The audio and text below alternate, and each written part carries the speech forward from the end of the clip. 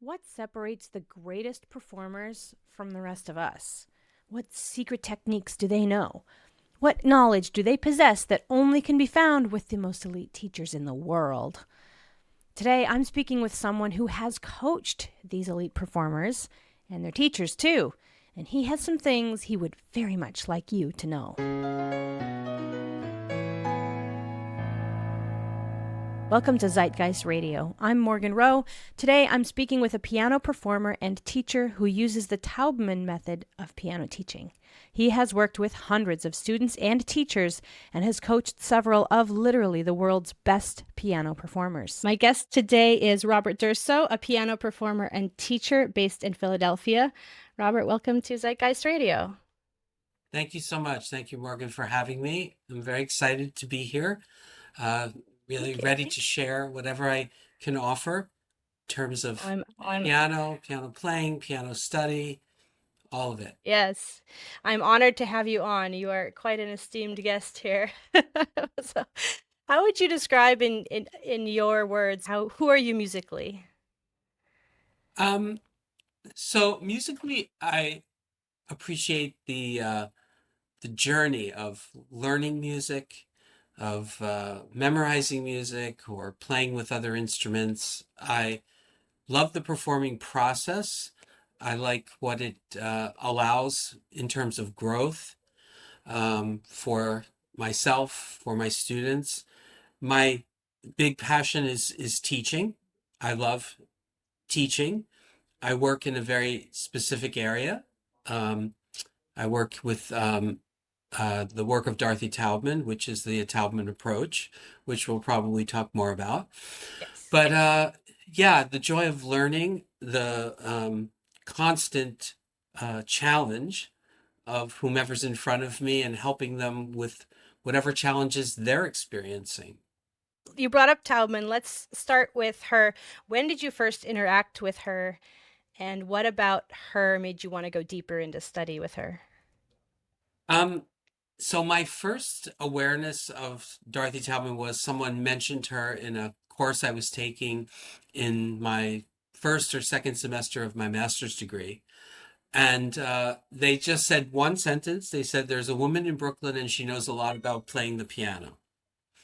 So that just caught me. And then I think it was maybe within that time period, I was practicing in my teacher's studio and I saw a brochure for her summer program on the coffee table. And I read it and it was very interesting. And I decided to, at that time, you had to, call to get a telephone number. And I got her telephone number and called her. And we had a conversation. And she invited me to come and play for her.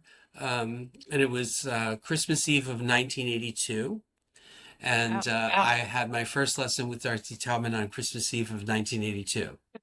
Wow, no rest for the wicked.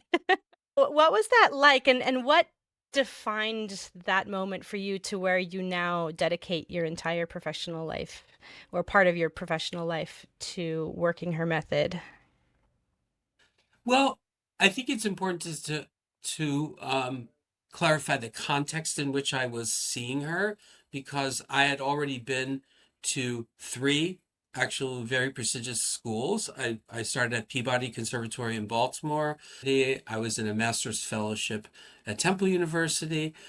So I had by that time 12 piano teachers, you know, and my experience with her was different than any experience I had had prior to.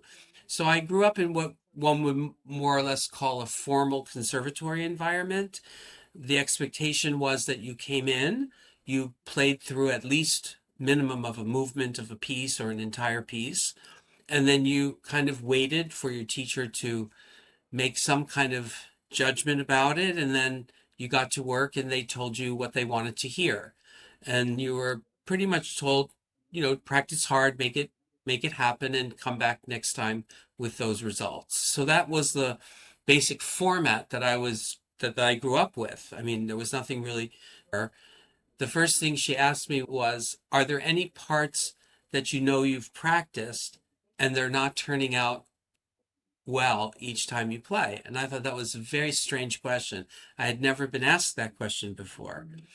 But I thought, well, if she's asking me that question, I could answer her. So I went to a very specific passage in a Schumann sonata, which required the pianist to play octaves and jump quite a bit consecutively, to jump different registers of the piano.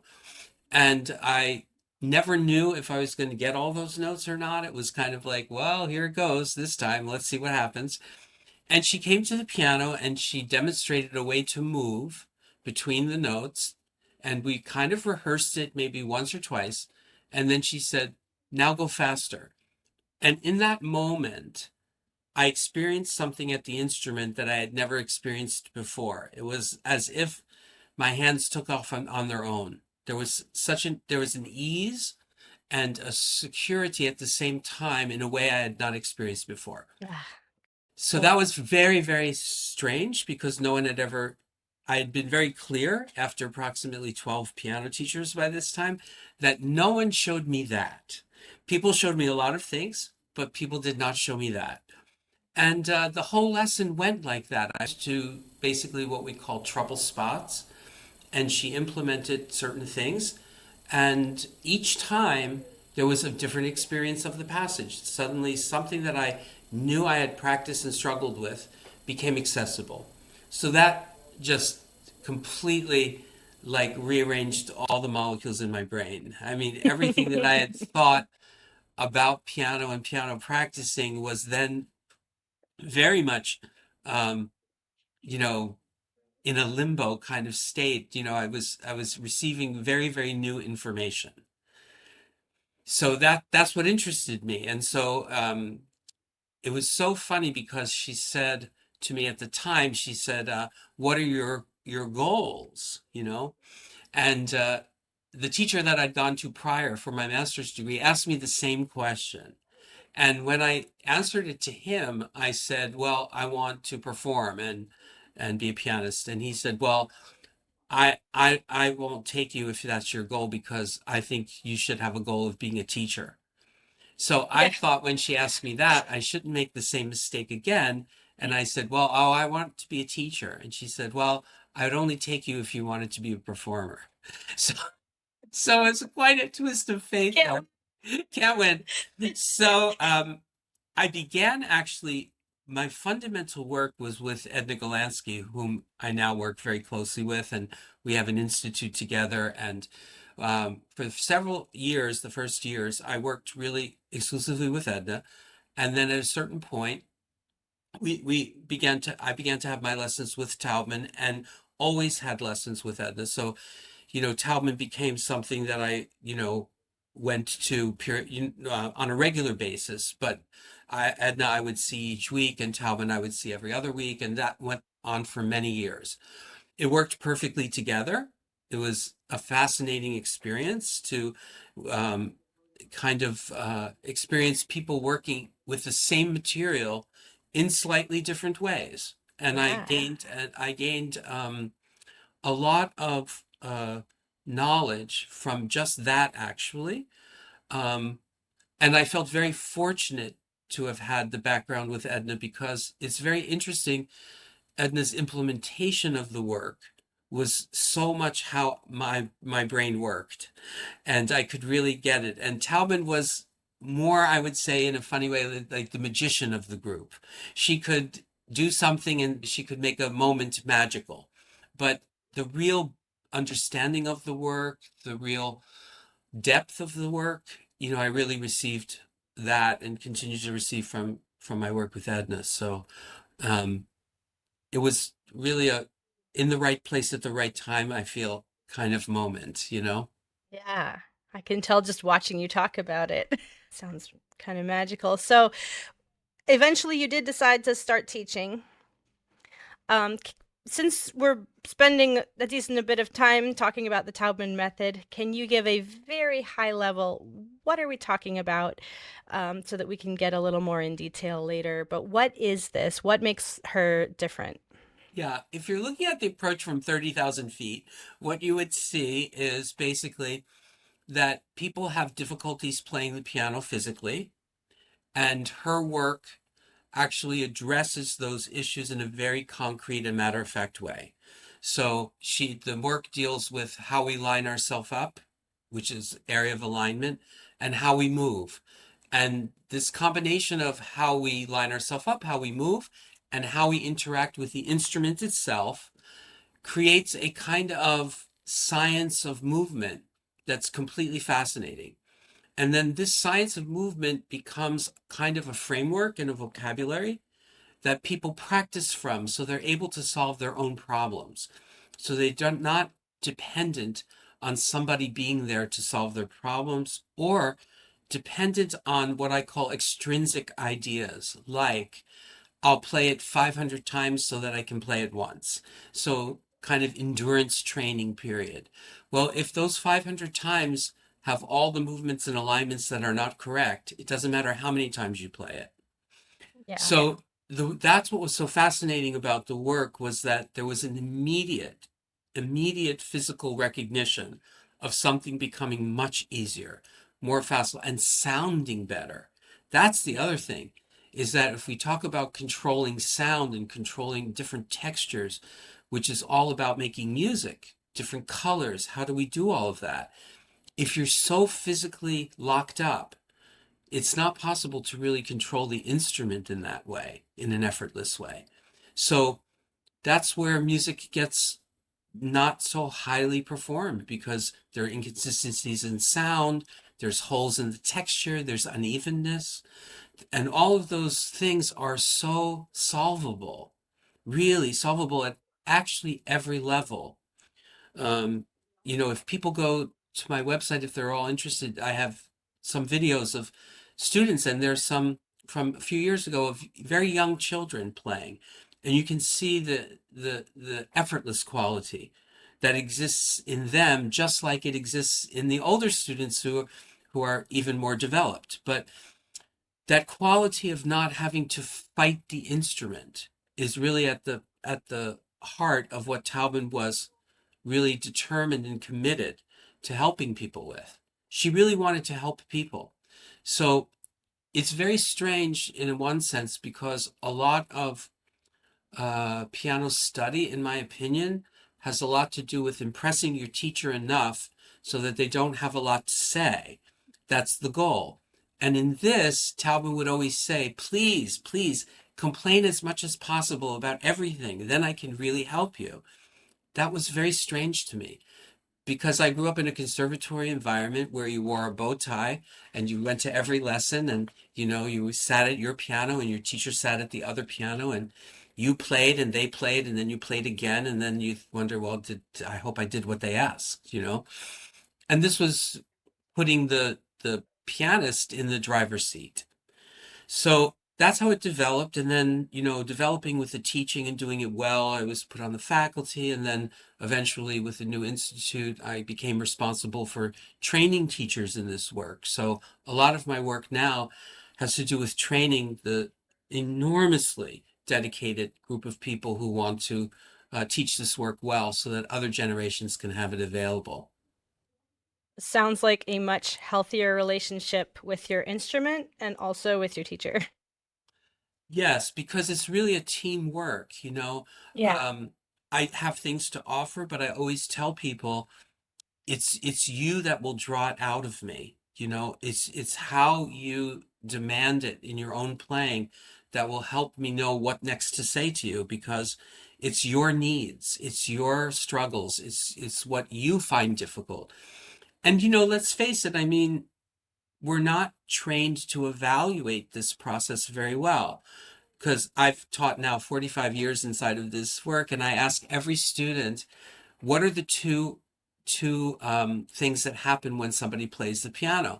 And you can't believe what elaborate explanations I get. But really, there are only two things that happen, and that's the key goes down, and we either move left or right, unless we want to play a piece with one note in it. And so we never really ask our teachers, listen, if the key has to go down, first of all, how do I do that? And then exactly do I move left and right? And she answers those questions. She answers those questions, those biomechanical questions. And it becomes a very integrated approach which works together with making music.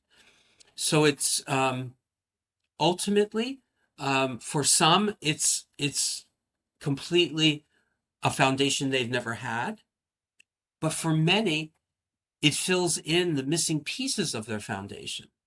So very often, what happens if you get somebody who's very gifted, they're doing a certain amount very correctly.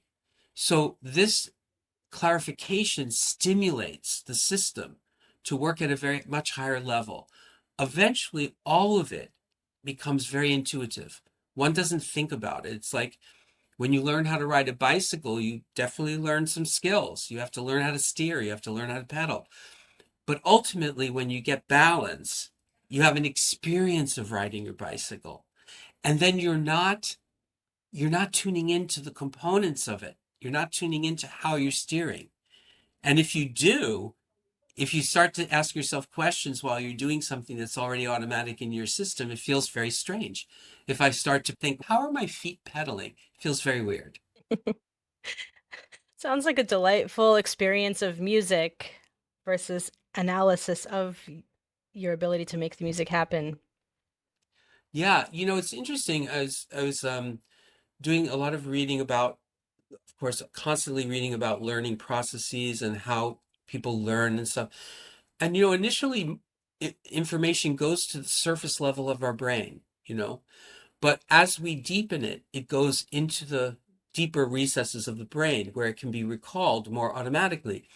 And when you think about people playing, even if you're an extremely dedicated amateur pianist, and I don't like amateur, but like less experienced pianists, you still have ingrained habits, no matter if you played for 2 years or 10 years or 15. Certainly the longer one plays, the more ingrained the habits become. So what's nice is that when the body begins to feel other movement patterns that are much easier, the brain also gravitates to that. So the acceleration in the direction of playing more easily, more fluently, more evenly, more beautifully is actually much faster than the process of how everybody gets to where they feel they've either reached the limit or in many cases are very injured. You know, I work with some very high level musicians who have had to stop playing because the injuries have been so enormous. It sounds strange that this piano thing can cause that kind of injury, but it can cause carpal tunnel syndrome. It can cause tendonitis. It can cause something called thoracic outlet syndrome. And in worst cases, dystonia, where the mind and the body no longer function together. Ooh. And so your second finger is sticking up and your brain says, put it down, and nothing happens. And we have rehabilitated those people to concert level. It's very grueling. I would say the work on both parts, student and teacher, is very grueling, but they have been able to play again. So that's very satisfying. That must feel amazing for both of you. Um, you've truly worked with all ages and abilities. One of the things that I was very excited about talking with you, my listeners play for their own enjoyment, not necessarily professionally, sometimes at a higher level, sometimes um, continuing on, but life happens, right? They're not looking to get into conservatory or perform professionally, but they enjoy it. What is the Taubman method for them? It really is how they envision it. I mean, I can tell you that I've taken people who are working as a waiter and put them on Carnegie Hall stage. So you have that's spending. That is real. That is absolutely real. Um, I can give you the receipts for that. Very Um, happy. so if somebody wants to go, I don't think that people. I think sometimes, to be brutally honest, I think people accept their limitations, and then sometimes it gets kind of confirmed by the environment. Like, well, if you had started younger, or there are a lot of reasons that are given why development is not happening. So people will go to the limit they'll try to play the hardest piece they can. They'll realize, wow, I can't go any further, and kind of accept it. And that's so not really what the Taubman work would be about. The Taubman work is about giving people expanded skills. It certainly can't make everyone into a Horowitz. That's true. I mean, but it can go so far beyond what one thinks is possible in their own playing.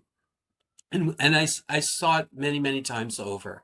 People who, started out, had played piano seriously in childhood, maybe gave it up, came back to it, and then went on to win competitions. I'm not a competition teacher. I don't advertise myself as a competition teacher, but I can show you on my website about 90 plus examples of top prize winners and things. And many of those people were not starting as professional pianists. So Wow. anything is possible. I would say what people think sometimes is that they have to practice the piano many, many hours a day. I was going to ask about that as well. And it's just not true. I would say that, of course, you have to practice. You have to live with material. You have to be at the piano. You have to try it. You have to work hard to do what you're being advised to accomplish. All of that's true. But where the difference should be is not in the quality of playing. Everybody should be able to achieve a high quality of playing. Quantity is another issue. A professional pianist has to have quantity. They have to have certain number of concerti they can play. This is quantity. But many of them sacrifice quality for sheer quantity because that's what's told to them, that they need a huge repertoire. Right. So the amateur pianist, or the person who loves it, or serious pianist, I think they enjoy improving the quality of their playing. And Mhm. that can be very fulfilling, personal fulfillment. It doesn't have to be for a performance or for a job. It could just be for the satisfaction of, very often they hear the piece a certain way and they're realizing, I can't make it sound quite like that. I hear it this way, but again, so there's a gap. There's a gap Yeah. in the musical understanding, the musical sensibilities, and the physical ability to realize it. And it's a shame that they would not know that there's a way to actually address that physicality so that the music and the physical can actually combine together and grow together. It's really, both are very, very important. You'll get many physical insights just from understanding how the music is constructed. This is so exciting. It's resonating A with me and B with I know several of my friends, uh, listeners we've had conversations like this because it starts to get self-fulfilling, right? Where you're like, I'm not getting the sound I want, and I practice and practice and I'm not getting the sound I want, and I don't have a ton of time. Well, then you start to practice less, and then you really don't get the sound you want. So it's like the self-fulfilling prophecy where suddenly you have lost your skills.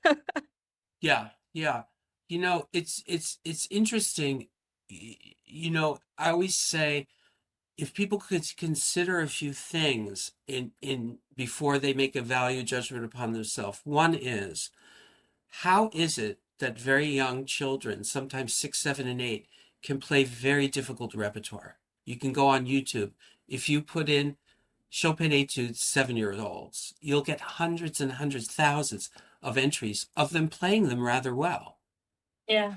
Now, they don't have years of practice. They don't have the hours of practice that an adult would have. And they certainly don't have any years to develop what one believes is strength. So this was actually Taubman's first insight. She said, there's something kind of off here. If a child can do this intuitively, then what I want to do is figure out what they're doing so I can make Mm. that accessible to somebody who doesn't feel it intuitively. Because it is true, people play the piano extremely well and they've never had a Taubman piano lesson. That's absolutely true. Mhm. Because playing the piano, the music the interaction with the instrument, the kinesthetic, can draw out all of the correct movements and alignments. But when you dig down a little bit deeper there's some dirty laundry to be told, which is you also have some of the greatest pianists becoming injured. So physically, you can't say that they were doing everything correctly. So they were feeling things that didn't feel comfortable, and they were overriding those feelings and just attributing it to a lot of other things. Some people think no pain, no gain. Other people think getting tired is good. My muscles are working. Now, all of that's fine until it ends up where you wake up one day and the second finger doesn't open, or the fifth finger curls, or there's cramps in the forearm, or the wrist hurts so badly. And you think it happened in one day, but it's been happening all along. So these are the things, the mechanism that plays the piano is actually rather delicate. The finger, hand, and forearm are not like the large muscle groups of the body. So when people do things incorrectly, for instance, one thing people do is they're told that their fingers have to have a piano shape. You have to have a piano hand. So they're told to hold an apple. So the minute one does this and curls the fingers over the supposed apple or orange, try moving your fingers. They feel very difficult to move. Now shake them out on your side, bring them up like this, and just move them up. And they move up and down so easily. What's happening here is they're in the natural curve. A natural curve is wonderful, but people tried to improve on nature. So if this was good, this was going to be better.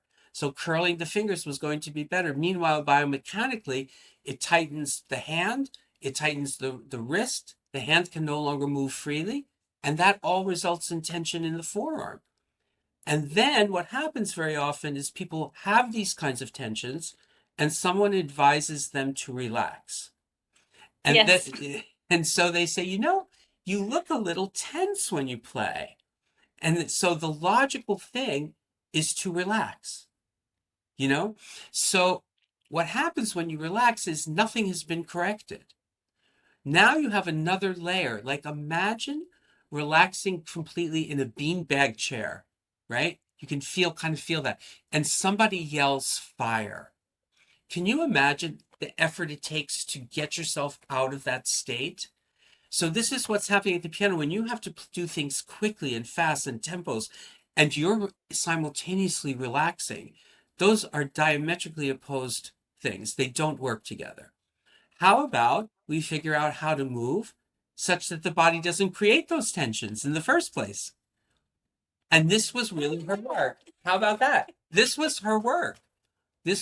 She was on this pursuit, and she had a very radical approach, which was she never thought that the student was incapable or not working hard. Never. She always thought, what am I missing? Because she would find things, and many of the students would improve. And then there would be one or two that they wouldn't improve. And she would say, they're not improving like the other ones. What am I missing? And she would examine and she would figure out that, for instance, my finger lengths are different lengths, and my thumb is short. And she started putting lipstick on her fingers and playing the piano. And she would study where those spots were. And she realized that without connection of the finger, hand, and arm, the forearm could not help get to the short thumb. But once you realize that the forearm is connected to the hand and the fingers, there's a whole world of movements available, in and out, and all kinds of things like this. So that helps not to twist and not to create limitations and not to create pain. Which makes you want to practice more. Absolutely.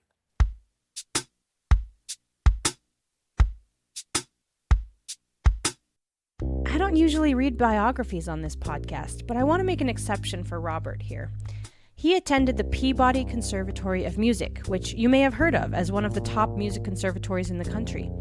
He then obtained his Bachelor of Music degree from Indiana University Bloomington and his Master's of Music degree from Temple University, which are both top schools in the U.S. He has performed and taught seminars around the entire world. He has produced several first place and top winners in national and international competitions. If you're not in the scene, you may not recognize names, but I'll list a few in case you're curious. The Bradshaw and Buono International Piano Competition, Princeton Piano Competition, Bartok Kabalevsky International, Artist International, New York City, and some international ones in Italy. His students have been accepted and attended several of the leading conservatories, including the Curtis Institute, Juilliard School, Oberlin Conservatory, Indiana University, New England Conservatory, and the Peabody Conservatory. Whew, that's a lot. I say all this because in the next part of this conversation, Robert is going to give you some tips if you play piano. So if you play, you're welcome. But he's also going to talk about mindset and what sets the high-level performers apart from the rest of us more average folks. I really hope you keep listening because it is so good. By the way, if you've been listening but reading is more your thing, you may be interested in the Zeitgeist Academy newsletter. Go to zeitgeistacademy.com/radio to sign up. You can also support me. My podcast, newsletter, and archives are all available to anyone for free. Your support helps cover my platforms, software, systems, and time. There is a link in the description if you want to chip in. Thank you. Now back to Robert. You've mentioned information, not practice, is what holds people back in their playing among some of these other things that you've mentioned. Can you elaborate on that a little bit? Yeah. I mean, the thing is that you have to allow yourself to question things of logic. Because in one plane, something might sound very logical, but in another plane, it's not logical. So here's what I'm talking about. So say a teacher says, oh, that scale coming down is very uneven. Make it even. I hear a bump on your thumb. Okay. So the suggestion might be, first I said, play it over and over and over and over until it, breaks or something. Or different kinds of methods, like playing it in rhythms, like you start with da da da da da, and then you do da da da da and da da da da. So you're playing it in various rhythms because you want it to be even. But yet, the question I would say people could ask themselves is, why do they then have to do it over and over on every piece? If that method would work, how come it just didn't solve it? The alternative is to figure out how to actually play that scale well. What are the components involved? That's the information. And how do those components work together to produce an ease so that the natural outcome is that the scale is even and the sound is good and present? That should be a natural outcome of playing well. So people, you can go on the internet. I'm not making these things up. People will advocate sitting on the floor and playing like this, and then after that, turn around and sit backwards and play the other way. I mean, there are a million crazy things in terms of practicing. Practicing with a metronome.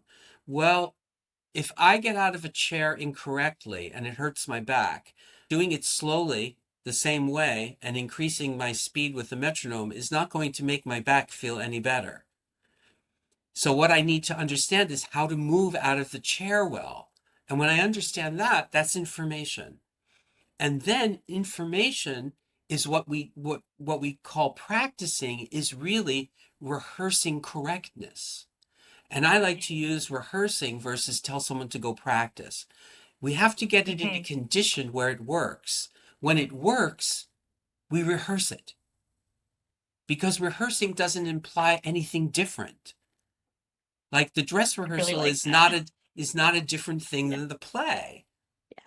Yeah. Well, so this leads into another thing that I was very interested in talking with you about, which you have a philosophy on perfectionism that I would love to dig into, because I know that's something that I've struggled with and others struggle with. We talk about on this podcast a lot, people's approaches and ways to work around perfectionism. But you have an interesting take on it, and I'd love to hear about that. I think there's a misunderstanding. I think there's a misunderstanding. Yeah. I think when people think they're pursuing perfectionism, what they're really seeking is satisfaction. Mm. And there's no limit to how far we will engage when we have the experience of satisfaction. If we get into a satisfaction loop, then we're going to do it better and better. Yeah. You can't strive for perfection because perfection is something that lies outside of oneself. It's a concept. But actions can be evaluated as to being satisfactory or not. And I don't know anyone who loves the piano that doesn't love in engaging in something that makes them play better. But when people have things like very low tolerance, say for wrong notes, my teacher in my undergrad really, I mean, if you played a wrong note, she would really yell at you. So when your goal is to not play a wrong note, that's a very frustrating experience. So the whole notion of perfectionism is misinterpreted because you're thinking, I'm not perfect enough. But there's nothing in that that will ever change. So if you were to shift and say into a problem solving mode, then you would have satisfaction. The byproduct would be the note would be there because the choreography would take you there. And choreography is a main part of how we work through repertoire. We work through difficult passages of repertoire and we figure out what is the actual choreography here that works. You work with such people who perform at such a high level that they are what a lot of people compare themselves to for perfection, right? In that perfectionism mindset. But because you work with these people, you see these inner workings. Um, do you see them approaching things the same way as your more amateur students? Oh, completely.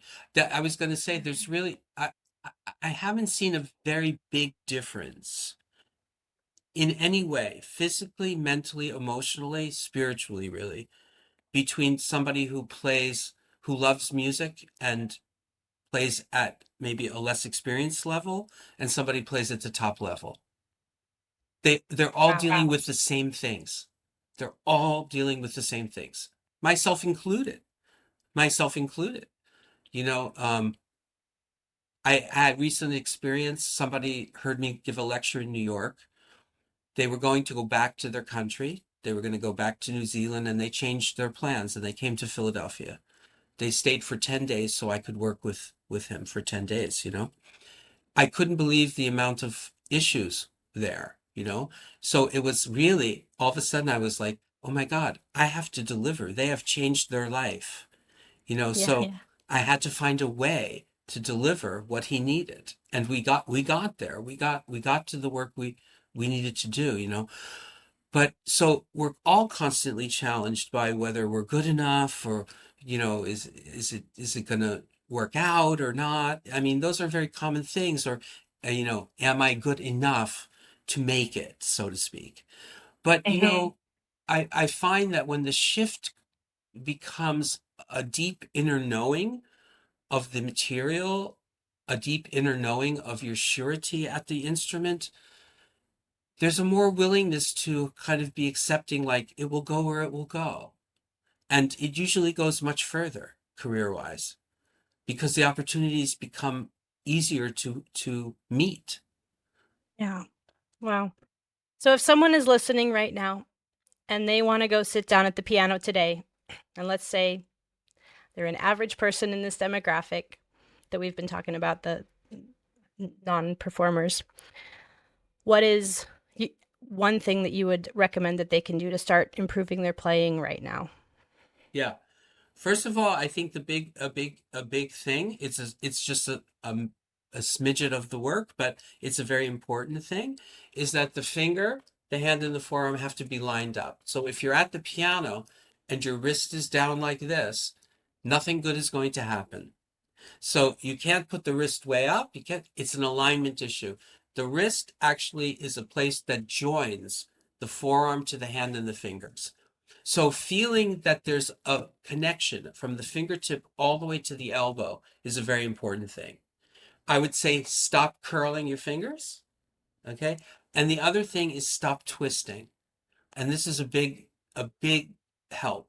So what is twisting? So twisting is when the hand deviates from the forearm, either in the left direction or the right direction, either way. And that's what's called the extreme range of motion. Why does this happen? Because we have long and short fingers, and we could be playing something very easy on the white notes, and suddenly there's a black note.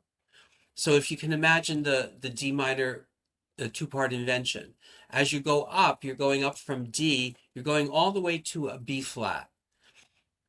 If the arm doesn't move towards the fall board as it approaches that fifth finger, then it will twist to the fifth finger. Then, after that fifth finger plays, the next thing we're required is to play the C sharp with the thumb. So if we've twisted this way, I don't know if this shows, then we have to twist the other way to get to the F sharp, to the C sharp. So what completely takes that experience out of the system is the ability of the forearm to move in and out. So as we go toward the fifth finger, we're moving towards the fall board. We stay there, we play the C sharp. And after the C sharp, we can begin to come out of the black key area because then we only have white notes to play. So understanding that if you look at your music and you circle every time 1 and 5 plays on a black key, and you design a strategy for moving toward the fall board, as many notes as necessary to feel comfortable on that finger, that will improve your playing enormously. Now, if someone wants to learn more, maybe a little more in detail, where should they start? What are some resources that you are aware of? I do have a YouTube channel. I have several videos there. I tend to do videos a little bit more for people who have already been involved in the work, but there's some things there that could give. There's a lecture I gave in Zurich, which can give a very good overview of the work. So people could watch that if they're interested. Going to the GolandskyInstitute.org, GOLANDSKY Institute.org. There's a whole streaming library of materials that somebody can take a month worth and watch many, many things that they wanted to see and get a really good idea. We also are holding a live in-person symposium in Fredonia, New York, and that's July 26th to August 1st. And that's amazing experience because you get lessons and master classes and lectures and group activities where we break into breakout groups, and it's a very exciting event. We haven't done this since we left, well, Princeton officially before the pandemic, and then we did do some seminars in Portland and in Berkeley, California. But this is our big event, and we're hoping, that people see this possibility. People can come at any stage. They can come not knowing anything about the work, and they can come knowing a lot about the work. They're going to have a very personalized experience. That's awesome. I'll put all those links in the episode description. Um, what is something that you're working on, Robert? What are you exploring yourself? So I participated in a piano trio for many years, um, and that was wonderful. The pandemic kind of wiped it out, and people have kind of gone their own way. But I have other contacts.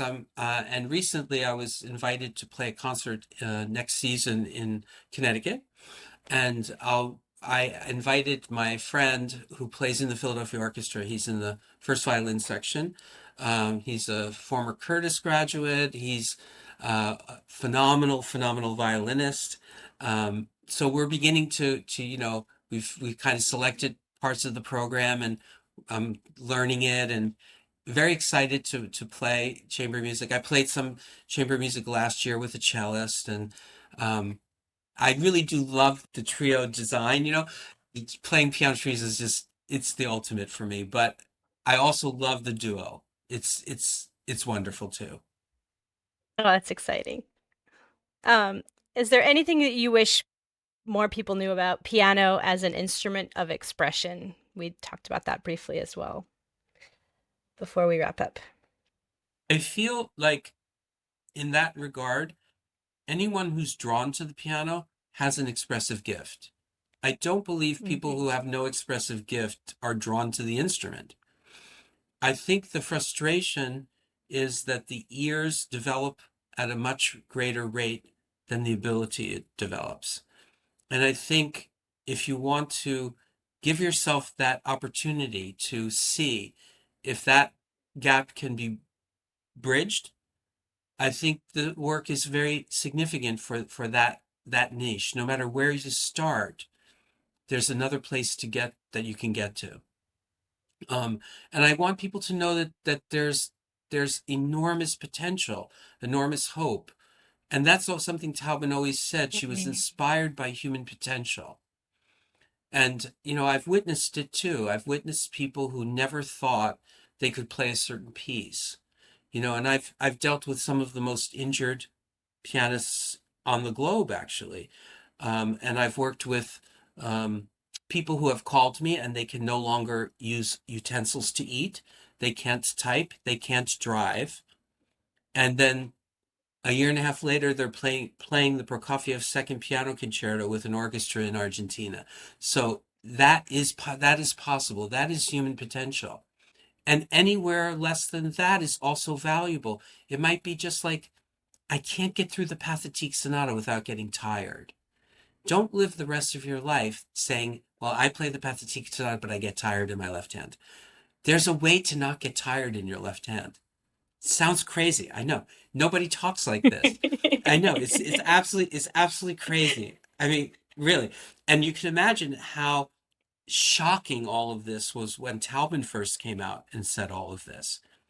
Luckily, the field has moved forward a little bit, where this kind of dialogue can even be had, and it's not like no one's throwing tomatoes at me, but it's still, there's a lot of opposition and people don't realize what's available. And I understand it because pianists who play well, they have accomplished many things. Some of them win a lot of competitions.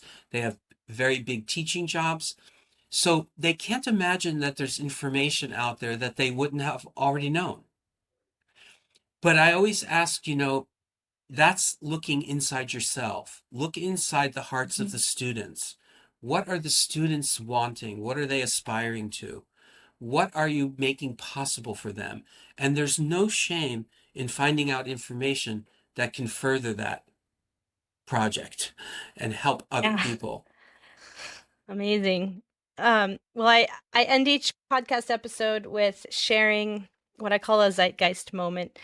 As I'm sure you're aware, zeitgeist means spirit of the times, and I use this in a musical podcast to describe a moment where you're immersed in music in some way and you connect to that broader zeitgeist. You connect to whether it's present, maybe something in the past, or just a spirit of something bigger than yourself. So I will ask you what is either a recent or a memorable zeitgeist moment for yourself. And while you're thinking, I'll go first. I'll share. I have a relationship with the Arabesque Number 2 by Debussy, and that was the first time in high school that I had ever connected with music in this relaxed way that you've been describing. Um, my hands were right there up. There's a lot of black notes and lots of movement in those beautiful triplets. And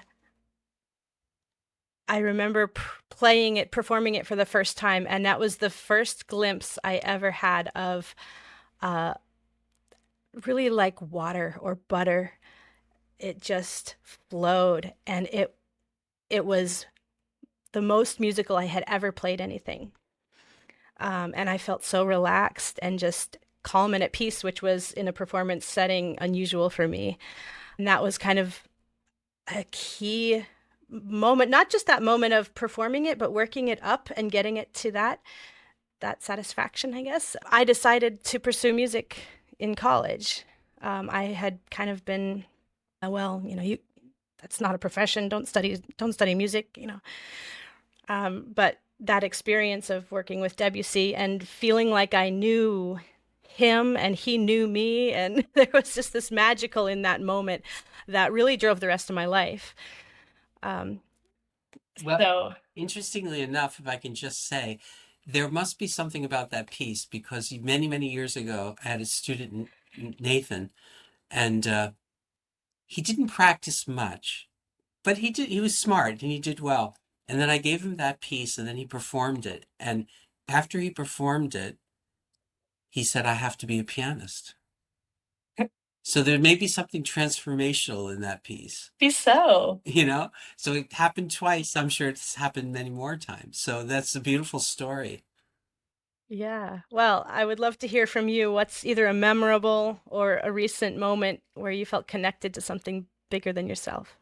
Yeah, I think I think I'm very fortunate that I have felt that experience. I mean, it's been a source of inspiration really almost my whole life. But I do remember playing a concerto, the Mendelssohn G minor concerto, in a very beautiful hall in Oregon, actually, on the coast of Oregon, and with an orchestra. And there's a moment where the piano is just trilling, very high trills, and the orchestra's playing this incredibly beautiful, almost hymn-like underneath this trill. And I remember just be feeling like I'm just part of vibration. Like it's not even music really. It's just like visceral vibration and just being one with vibration or something and just elevated in that moment to some place that I, you know, couldn't really recognize on earth kind of thing. So it's What a wonderful beautiful, moment. beautiful moments like that in music that we all live for. This is why we do it, because we do experience those things. And sometimes I have to talk to some pianists um, when they are not in reality about how they're playing, and I say, we all have this thing called the piano fantasy. And the piano fantasy goes like this. You go to a concert and you listen to the first half and nothing special happens. And then intermission happens, the pianist comes back, and all of a sudden, within two measures, you're completely moved. You're on the edge of your chair. You have goosebumps. It's so beautiful. And then you go home and you say, you know something? I think I actually have that music. So you take the music out and you put it on your music stand. And then within two measures, you're in the same physical experience as you were in the concert hall, except you have to realize what's coming out of your piano is not what was coming out there. So we Right. don't need much. We don't need much to create this incredible connection to music. We just need the notes. We'll supply everything else. But that's not what piano study should be. It should be Right. being able to really produce it at the level that you heard it. And I think that's what inspires me in my work with myself, but also in my work with other people, is that they get to experience that. And that's really nice. That's awesome. Well, Robert, thank you so much for being on my podcast. Oh, you're very well. Thank you. It's been a Wildly privilege, appreciate your time. privilege and a complete honor and very, very fun. I appreciate it tremendously. Thanks for tuning in to this episode of Zeitgeist Radio, and thanks to Robert for joining me. All his links are in the episode description. Please check them out and give him a follow. Please also subscribe to Zeitgeist Radio on your favorite podcast channel, and don't hesitate to reach out with a Zeitgeist moment of your own. I always love to hear from fellow music lovers. Info@zeitgeistacademy.com. I'm Morgan Rowe. Thanks for listening.